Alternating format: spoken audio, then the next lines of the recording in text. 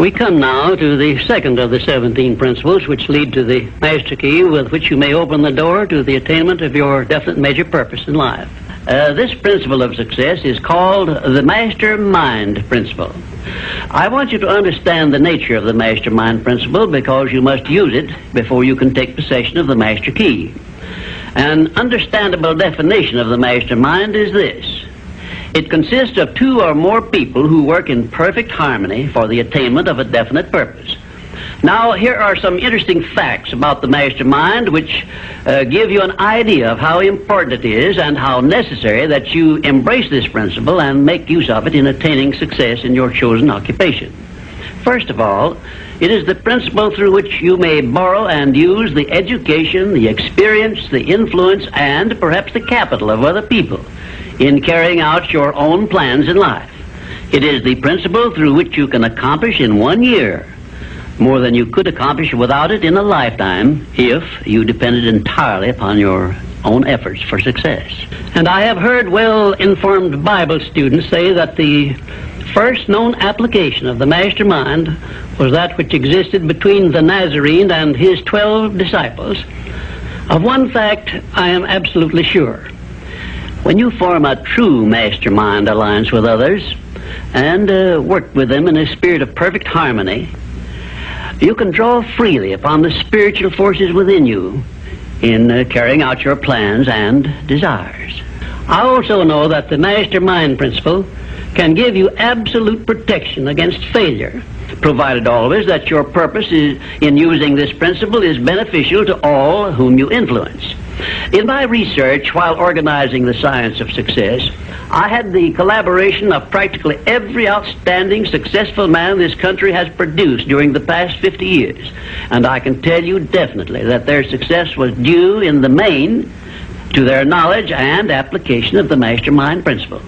I wish also to call your attention to the fact that our great American way of life and our unmatchable system of free enterprise have been built upon the Mastermind principle. The greatest document ever conceived by the mind of man is a perfect example of the Mastermind principle in action. It is the Declaration of Independence, and the best evidence of the importance of maintaining perfect harmony in a Mastermind alliance may be found in the fact that the 56 men who signed the Declaration of Independence knew full well that it might turn out to be either a license of freedom for all mankind or a death warrant which would cause each of the signers to be hanged. Now let us see how the Mastermind principle has brought success to people whom we all know. First, consider when Kate Smith began her career as a singer. She had difficulty in earning enough from her singing to pay her living expenses. And she perhaps never would have made her singing pay if she had not discovered and applied the Mastermind principle, which gave her access to the master key to success when she formed the Mastermind alliance with Ted Collins. And according to a report I saw in Reader's Digest, Kate Smith has earned upwards of $30 million, and she is still in the upper brackets of income. 2, I remember when Edgar Bergen and that cute little block of wood known as Charlie McCarthy used to play anywhere they could get an engagement. And I rather suspect that often all they got for their services was a meal. But Edgar Bergen is a smart man in the field of entertainment. So he formed a Mastermind alliance which introduced him and Charlie to millions of people by radio and television. And I suspect he is not concerned about money any longer. And you may be surprised when I tell you that the great Ford industrial empire started with the formation of a Mastermind alliance between Henry Ford and his wife. At the beginning of his career, Henry Ford was shy and lacking in self-confidence. It was Mrs. Ford who inspired Henry Ford with the faith and the courage to go ahead with the perfection of his horseless carriage. Although his relatives and neighbors generally tried to discourage him from wasting his time with the contraption, as they called it.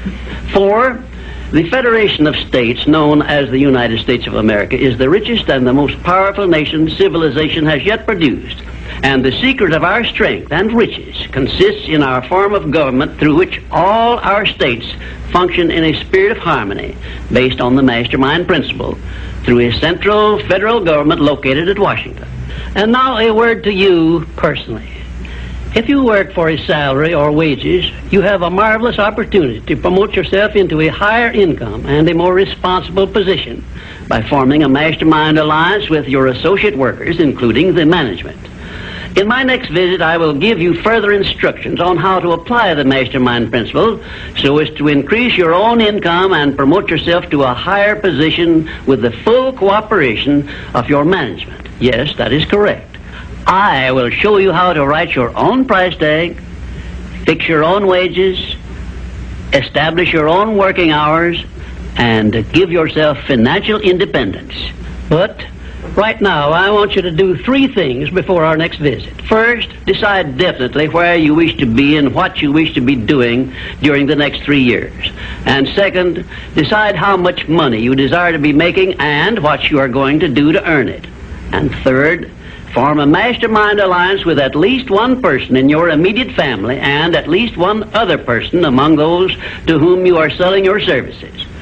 By taking these 3 steps, you will have gone a long way toward appropriating the great master key to success. There is no such thing as something for nothing. Everything, including your personal success, has a price that must be paid. And the only price you are requested to pay for the present is the effort necessary to do 3 simple things that I have suggested. Now, before you begin to take the 3 steps I have suggested, there is one important fact I wish you to remember, and it is this. Control your mental attitude and make yourself friendly and agreeable with everyone with whom you are closely associated if you expect friendly cooperation in return. Indifference cannot create a mastermind alliance for you. A negative mental attitude can bring you nothing but failure. Remember always, you are where you are and what you are because of your mental attitude in which you relate yourself to other people. Remember also, your mental attitude is the one and the only thing over which you have complete control.